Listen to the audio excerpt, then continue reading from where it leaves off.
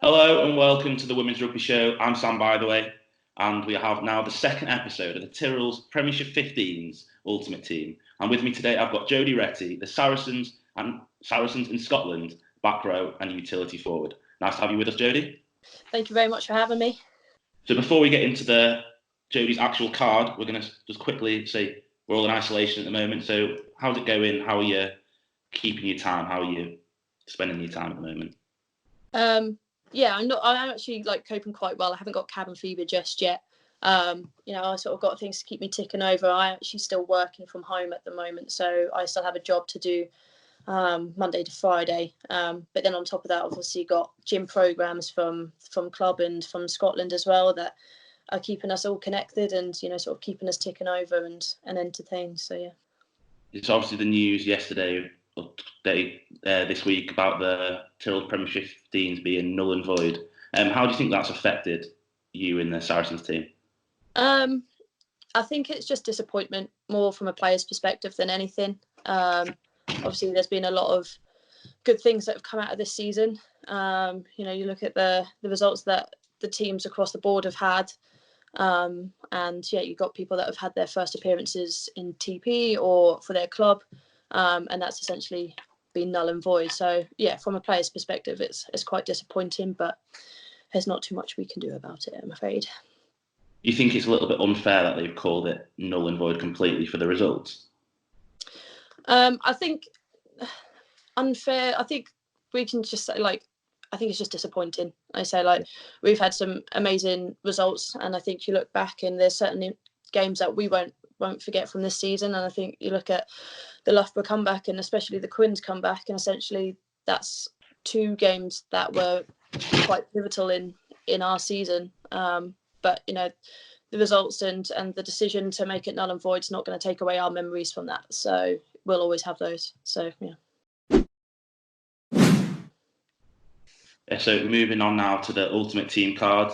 Obviously, as we've seen with Jade's card have pace, strength, handling, defence, kicking, skills, set pieces, and stamina. And obviously at the end, we'll give you an average of the card. So we'll start off with pace, and you went for 76. It was one above, Jade. Is that something you did deliberately? Yeah, absolutely. We've always had this ongoing joke and something that sort of stemmed from when we were in camp one time, and essentially we were doing a defensive drill of where the fastest person stood on the outside and I was on the inside. So I told Jay to shift in and swap with me. And she obviously questioned why. And I was like, I backed myself. I was like, because I'm faster than you. And then our coach caught me off guard and essentially started running the drill. And I was about 2 yards behind and then got pulled up for it. So snide comments of thought you were faster than me and things like that. So that's always stuck. And we had a joke and a giggle about it. But essentially, when we test, I always have a little sneaky peek to see who's faster or not. So yeah, I'll back myself on that. Do you think playing in the back row a lot? Do you think that's the pace is quite important to your game? Yeah, absolutely. Obviously, I've played numerous positions. Say hooker and back row are my main positions. But yeah, essentially, it's always helpful to be able to get off a scrum or when you've got ball in hand to try and break through the line. So yeah, it's a big point. For strength, you've gone with 83. Obviously, you said playing in the back row and at hooker, strength is a big part of your game. Do you think that's something you pride yourself on? Yeah, absolutely. I think I've definitely got certain areas to work on, especially my upper body. We have a little joke saying I've got little twiglet arms. Gym-wise, a lot heavier and can lift a lot heavier in my legs rather than my arms. So that's a big work on for me this season, increasing my upper body strength. So yeah.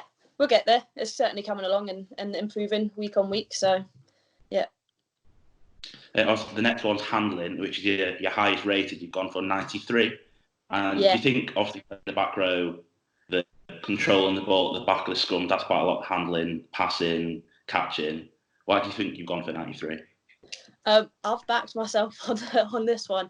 Not a lot of people know that I used to be a 10 up until a couple of seasons ago. So sort of, I think I've been able to transfer the ability of obviously the passing and the handling and just making sure that, sort of no drop balls have transferred into my back row skills. So obviously, like you said, at the back of a scrum or just certain moves that we do where it requires people like sort of shifting it out wide. So yeah, so I certainly pulled myself on that one and pride myself on my handling ability.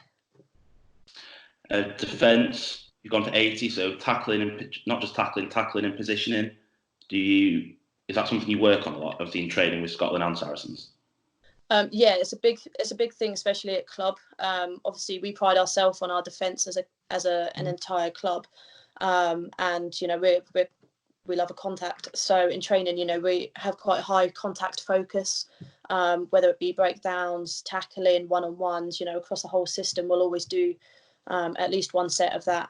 And obviously, Scotland, we identify, you know, that we want to be moving our game forward, and physicality comes with that. So, you know, we have brought a lot of contact within to our sessions and camps there as well. So yeah, it's a big focus on me for the time being. Yeah.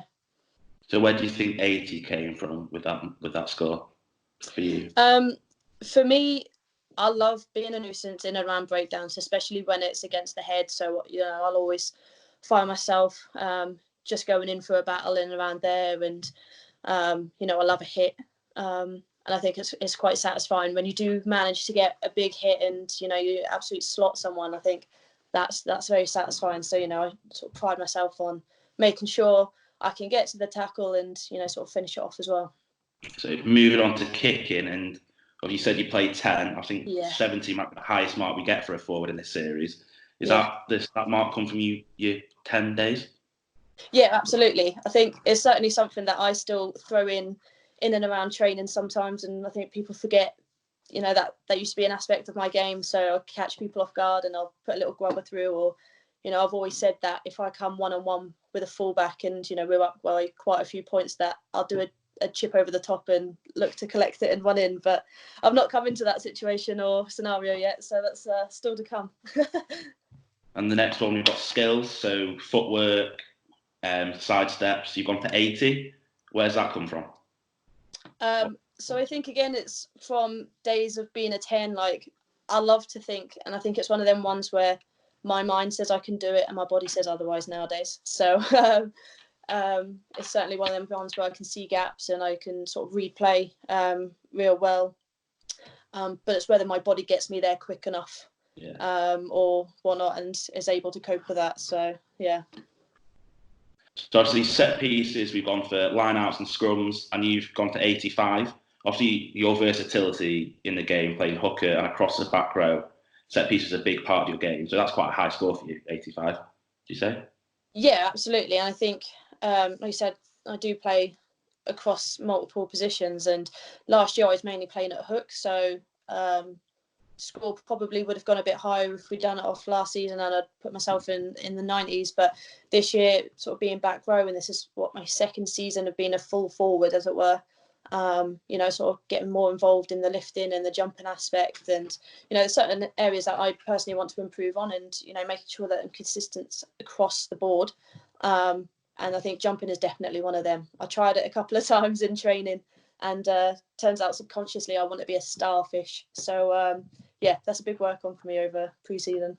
Yeah, we saw you against Richmond, you from the base of the number 8 in the scrum, driving over. Do you think that power and that set piece ability of Saracens is a big thing, not just for you but for the club? Yeah, absolutely. I think you look across the seasons, it's always been a driving force for us, and certainly a platform that we've relied on, but also back ourselves with, no matter who we play against. You know, we've got world-class players obviously in our pack that give us that driving platform. So it's certainly something where we back ourselves, and yeah, it's a big part of our game.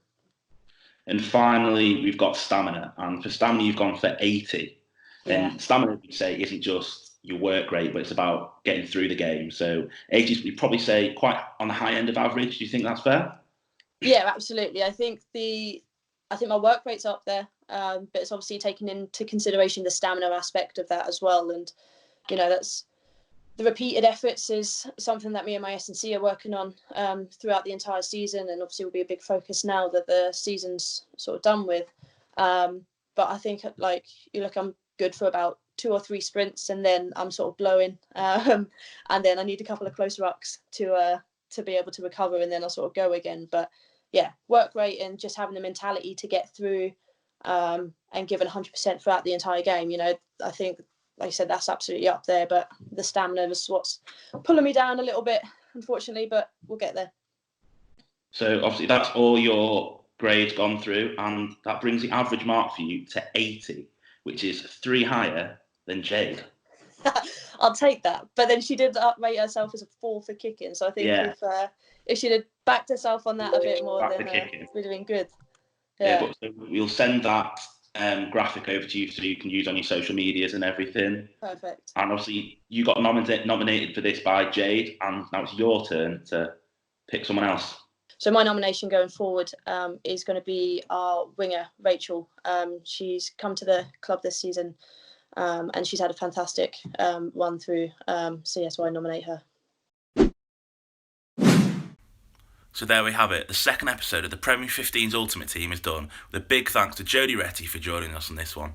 If you enjoyed the video, make sure you drop a like, as well as subscribing to the channel and following us on all social media using the @Women's Rugby Show. But in the meantime, stay safe, and I'll be back soon with the next episode of the Premier 15's Ultimate Team.